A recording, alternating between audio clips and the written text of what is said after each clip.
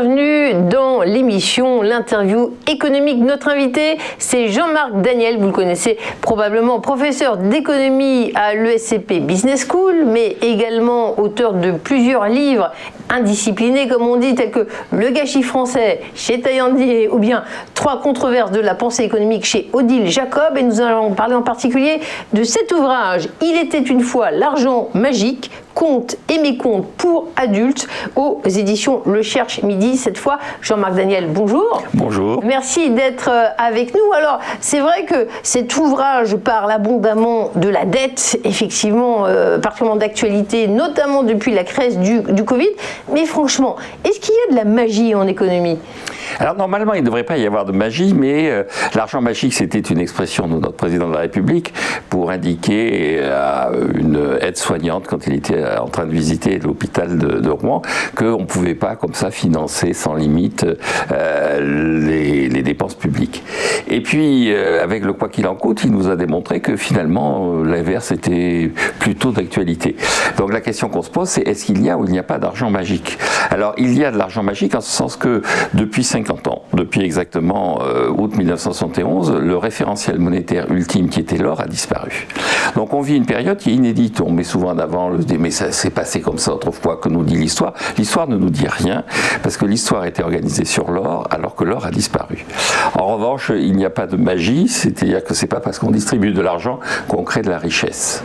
Alors je reviens un petit peu. L'or a disparu en tant que valeur refuge. L'once d'or de temps à autre continue de séduire les investisseurs. Quand vous dites qu'il a disparu, il a perdu sa place au cœur de l'économie.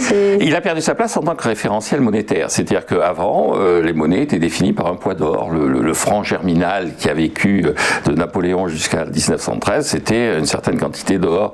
Et puis le solidus romain qui nous a donné le nom de sous, les sols, les sous. Eh bien, ce solidus, c'était un poids d'or.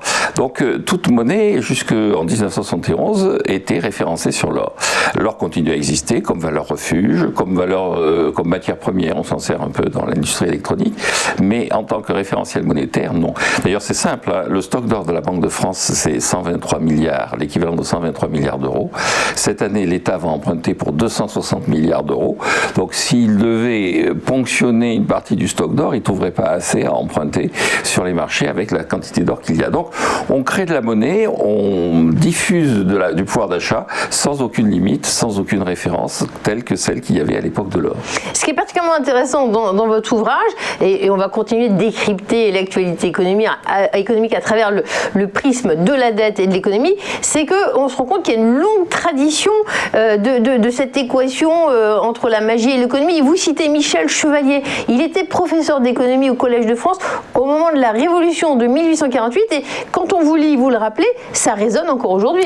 Oui, c'est-à-dire que lui, à l'époque, il disait effectivement, pour améliorer la situation, un certain nombre de gens veulent augmenter la quantité de monnaie. Puisque la quantité de monnaie, c'était la quantité d'or, ils veulent fabriquer de l'or. Et donc, il disait, il y a une pensée alchimiste qui espère et qui pense qu'on pourra résoudre les problèmes grâce à l'augmentation de la quantité d'or.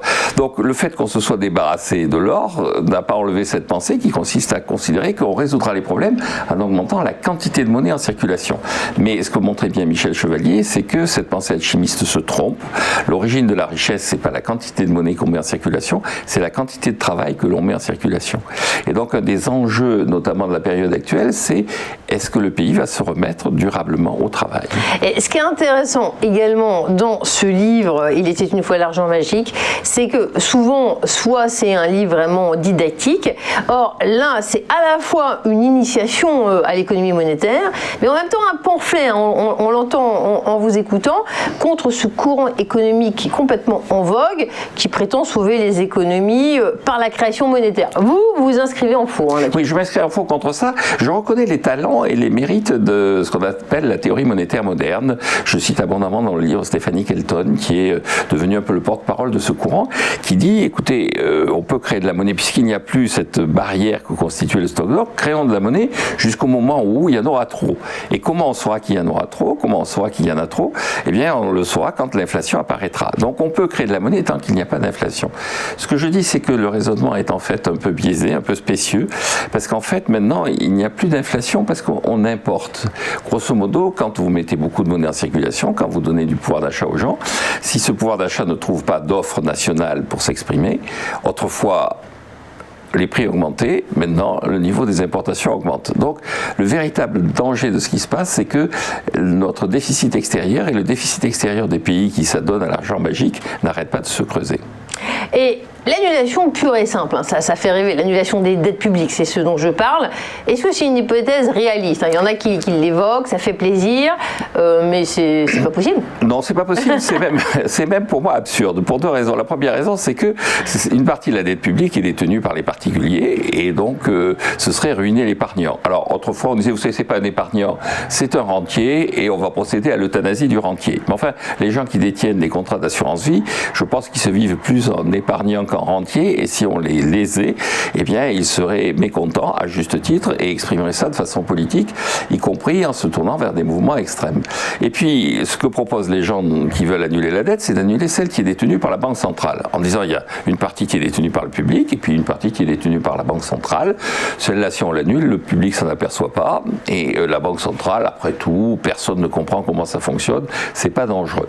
Sauf que ça n'a pas d'intérêt, parce que la dette publique détenue par la Banque centrale est gratuite. En fait, quand l'État verse des intérêts à la Banque centrale pour rémunérer les dettes publiques, la Banque centrale les lui rend immédiatement. Donc ça ne sert à rien si ce n'est à inquiéter le public et à faire un débat artificiel autour de la dette publique. Et alors on parle d'endettement, ça ne concerne pas seulement la France, hein, avec la pandémie, il y a eu effectivement une grande ouverture de vannes, on peut parler d'endettement planétaire. Dans quelle mesure cet endettement planétaire sans précédent menace l'économie aujourd'hui? Alors cet endettement planétaire sans précédent, il va avoir comme conséquence, quelque part encore une fois, l'apparition d'inflation. Surtout, il a comme conséquence de répartir différemment le pouvoir d'achat, l'épargne, le patrimoine. Grosso modo, vous prenez les 27 pays européens, vous en avez encore 13 dont la dette publique est en dessous de 60%, les célèbres 60%, des critères européens. Et puis vous en avez 7 dont la dette est au-delà des 100%. Et donc vous avez une tension à la fois économique et politique qui est en train d'apparaître au sein de l'Union européenne entre ceux qui sont très endettés et ceux qui ne le sont pas. Et au niveau mondial, vous avez les gens qui détiennent le reste du monde et puis il y a les gens qui au contraire sont détenus. Et la diffusion par la dette publique de pouvoir d'achat à une partie de la population qui ne travaille pas assez va in fine concentrer du pouvoir d'achat, du patrimoine entre les mains de ceux qui détiennent le reste du monde. Donc il y a deux blocs qui apparaissent dans le monde à cause de la dette publique, les détenus et les détenteurs, et ça peut mal se terminer. Dans votre essai, vous faites consacrer un chapitre à ce titre, bonne dette et mauvaise dette. C'est vrai, il ne s'agit pas de fustiger tout endettement. Comment on fait le distinguo alors? Alors on fait le distinguo en général en disant la bonne dette c'est celle qui correspond à l'investissement et la mauvaise dette c'est celle qui correspond au fonctionnement. Alors c'est vrai, sauf que je rappelle que la dette publique en général, elle sert essentiellement à du fonctionnement. Et que même l'investissement public est une notion qui est assez difficile à définir. Par exemple, je prends l'exemple au Japon où il y a eu des plans de relance systématiques avec des investissements notamment dans l'immobilier et dans les infrastructures. Et ils en étaient arrivés à construire des ponts et à s'apercevoir que ces ponts étaient au-dessus de rien. Donc ils ont creusé les rivières ensuite, dans la deuxième phase, pour justifier l'existence de ces ponts. Donc ces investissements qui sont vécus comme étant de bons investissements, de la bonne dette, en réalité, sont du gâchis.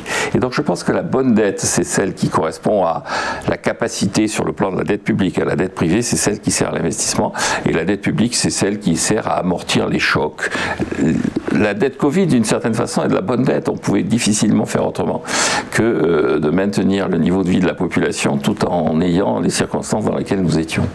Merci beaucoup Jean-Marc Daniel. C'est qu'un petit aperçu de toutes les idées du contenu très dense de cet ouvrage. Il était une fois l'argent magique, sous-titre Comptes et mécomptes pour adultes aux éditions Le Cherche Midi. Merci Jean-Marc Daniel de nous avoir rendu visite. Il est professeur à l'ESCP Business School et puis vous le retrouvez comme chroniqueur. Il est passé par le studio de TV Finance. Merci à vous, merci de votre attention.